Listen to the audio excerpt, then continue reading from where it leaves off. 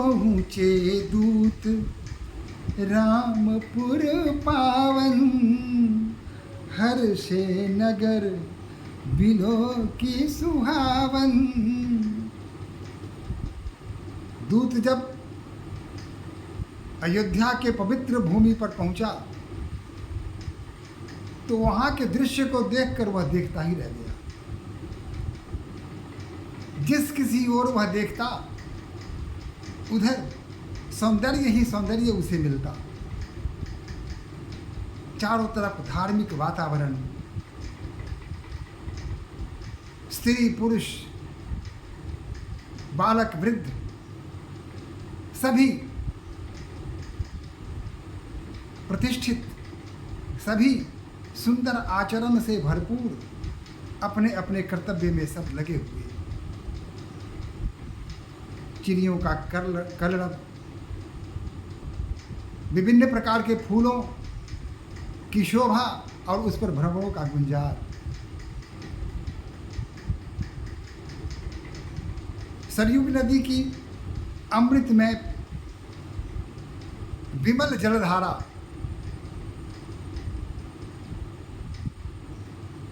और करीने से बनाए गए पंक्तियों में एक से एक सुंदर भवन महल, मार्गों की का सौंदर्य तो कहना कठिन है। सभी स्त्री पुरुष अपने अपने कार्यों में लगे हैं। किसी से किसी को कोई आशा नहीं। प्रत्येक व्यक्ति आशा का केंद्र बना हुआ। देख करके चकित तो हो गया दूत। जब राजमहल के पास पहुंचा तो उसने द्वारपाल से बताया कि मैं मिथिला नगर से आया हूँ। मिथिला नरेश महाराजा जनक ने अयोध्यापति राजा दशरथ के नाम पत्र दिया है और उन्होंने कहा है कि मैं अपने हाथ से ही उन्हें पत्र दूँ। यह पत्र मैं आपको नहीं दे सकता, मैं स्वयं जाकर महाराजा के हाथ में यह पत्र सौंपूंगा। यह हमारे राजा का निर्देश है। द्वारपाल आज्ञाकारी था।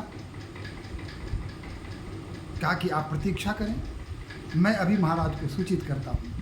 वो गए और कहा कि महाराज जनकपुर से एक दूत आया है, अपने साथ पत्र लेकर आया है और वह पत्र आपके हाथों में देना चाहता है, आपके सुपुर्द करना चाहता है।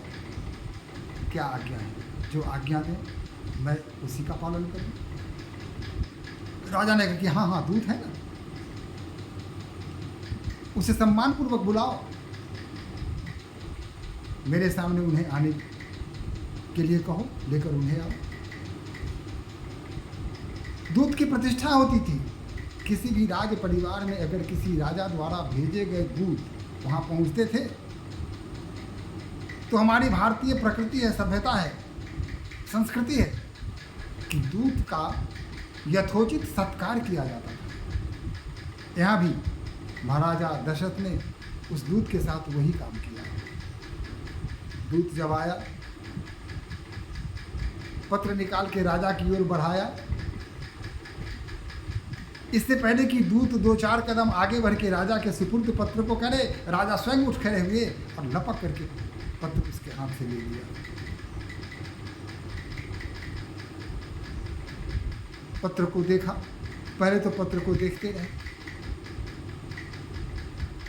और जब वह उन्हें पता चला कि इस पत्र में उनके पुत्र राम और लक्ष्मण के संबंध में कुछ लिखा है तो बहुत देर तक पत्र को देखते रहे। आंखों में आंसू भर आए, पूरा शरीर पुलकित हो गया। फिर उन्होंने पत्र को खोला और पूरे राजसभा के सामने पत्र को पढ़ के सुनाया। स्वयं पढ़ के सुनाया, किसी दूसरे को पढ़ने के लिए नहीं दिया। वैसे राजा महाराजा स्वयं पत्र नहीं पढ़ा करते थे, दूत जो पत्र लाते थे उस पत्र को पढ़ने वाले वहाँ पहले से उपस्थित हुआ करते थे और वही उस पत्र को बाँचा करते थे। लेकिन राजा ने स्वयं पत्र को बाँचा, स्वयं पढ़ा और पूरा सभासद के सामने उस पत्र को पढ़ लिया और पत्र की में जो बातें लिखी हुई थी उसको सुन के पूरे सभासद आनंद में विभोर हो गए। फिर भी जब से राम लक्ष्मण गए थे तब से अब तक उनकी कुशलता की कोई सूचना उन्हें नहीं मिली थी। आज दूत पत्र लेकर स्वयं आया है। उन्होंने पूछा, राम को देखा है, लक्ष्मण को देखा है? साबले साबले से राम है और लक्ष्मण गोरे गोरे हैं, किशोर उम्र है उनकी, किशोर वैसे गुजर रहे हैं और बहुत ही सुंदर हैं। दूत ने कहा, महाराज जिनके संबंध में तीनों लोग विज्ञ हैं, जानते हैं, तीनों लोग में जिसकी चर्चा हो, भला उसे मैं कैसे नहीं पहचानूंगा? अब कोई सूरज को दीपक लेकर ढूंढे तो यह यथोचित बात होगी, यह उपहास होगा। अतः आपके पुत्र श्री राम और श्री लक्ष्मण को पहचानने के लिए ढूंढने की आवश्यकता नहीं थी। उन्हें तो लोगों ने सहज ही प्राप्त कर लिया, सहज ही देख लिया। आप धन्य हैं कि आपके पुत्र राम और लक्ष्मण जैसे हैं। धन्य है उनकी माता, धन्य है यह अयोध्या भूमि जहाँ ऐसे प्रतिभाशाली, ऐसे वीर पुरुष का जन्म हुआ। उनसे वीर कौन हो सकता है? दूत ने आगे कहा कि आप अनुमान लगाइए ना, जिस धनुष को लंकापति रावण, जिसने कैलाश को उठा लिया था,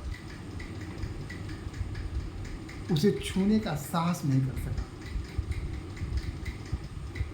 बड़े बड़े योद्धा आए थे, विश्व के माने हुए योद्धा वहां उपस्थित थे, राजा उपस्थित थे। उन सबों ने प्रयास किया लेकिन हिला भी नहीं सके, हिला डुला भी नहीं सके उस धनुष को। यहाँ तक कि भूप सहस्रदस एक ही बारा, लगे उठावन टरे नटारा। 10,000 राजाओं ने एक साथ अपनी पूरी शक्ति लगा दी उठे उठाने के लिए, लेकिन उसे हिला भी नहीं सके, डिगा भी नहीं सके, तीर मात्र भी खिसका भी नहीं सके। और उस धनुष को उन्होंने सहज ही ऐसे उठा लिया जैसे कोई हाथी कमल नाल को उठा लेता है, और उसी प्रकार वह टूट भी गया।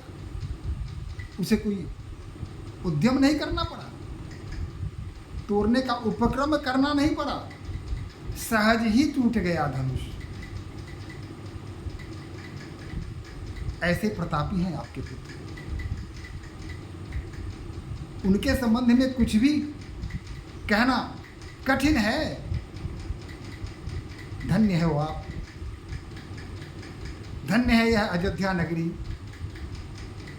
जहां भगवान श्री राम का जन्म हुआ। और उन्हें एक बार देख लेने के बाद दूसरे किसी को देखने की इच्छा समाप्त हो जाती है। एक बार उनका दर्शन किया तो बार बार उनका दर्शन करने की इच्छा मन में जागृत होती है, और उस रूप को ही लोग देखना पसंद करते हैं, उसके अतिरिक्त और कुछ भी देखना नहीं चाहते। ऐसे हैं आपके पुत्र। अब यही तो सोचिए कि भृगुकुल केतु भगवान परशुराम जब क्रोध से आए थे और उन्होंने कहा था कि धनुष को किसने तोड़ा,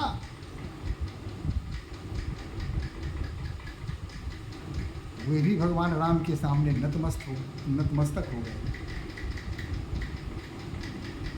उन्होंने भी अपना धनुष उनके सुपुर्द करके और उनकी प्रार्थना करके उनकी स्तुति करते हुए वहां से चले गए। ऐसे वीर हैं आपके पुत्र। कहाँ कहाँ लगी नाम बड़ाई, कहाँ तक प्रशंसा उनकी करूं। जो मैंने देखा है वही आपके सामने कहा है, कुछ अन्यथा नहीं कह रहा हूं। हमारे जनकपुर के जितने भी लोग हैं, नर नारी बालक वृद्ध, सभी बाबरे होकर उनके पीछे लगे।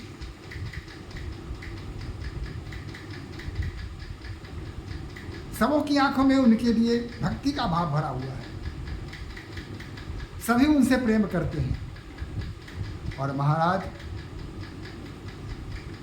धनुष यज्ञ के साथ ही हमारी जानकी का विवाह आपके सुपुत्र श्री राम से हो चुका है।